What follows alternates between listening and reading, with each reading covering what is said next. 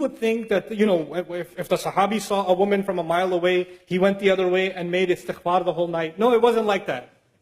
They interacted with each other, they talked to each other, they worked with each other, they were in business partnerships.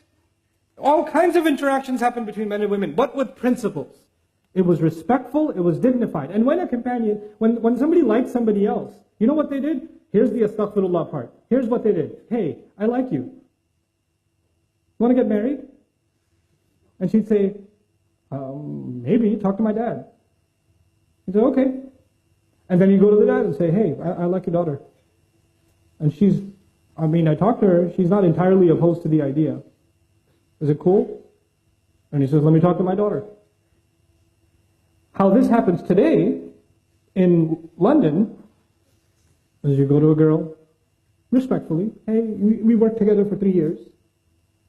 Would you consider marrying me? And she's like,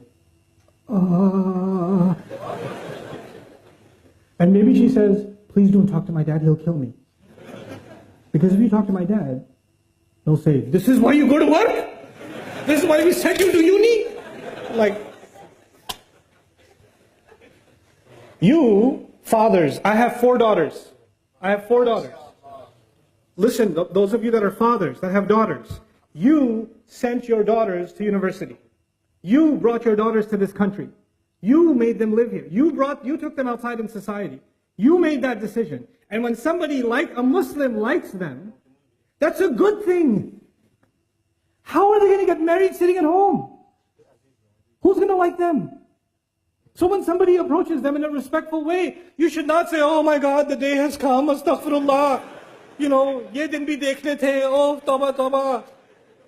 What a humiliation. Now we have to go take you back into Bangladesh and hide you in a village somewhere because some guy likes you. Astaghfirullah. And there's somebody's doing ruqya on her, and calm down. It's okay. Somebody likes your daughter, that's a good thing. Now you go and investigate, find out. It's completely fine. The only rishta mentioned in the Quran, the only approach mentioned in the Quran is that of Musa alayhi salam in Madian. He was by himself, Musa was by himself. And these girls were by themselves working outside. And he went up to them and helped them out. And the girl said, he's kind of nice. And she went back to her dad and said, hire him. Which means, come on, dad. And that happened. And the girl said, I like the guy. That's actually what happened in the story of Musa. Musa didn't propose, the girl proposed.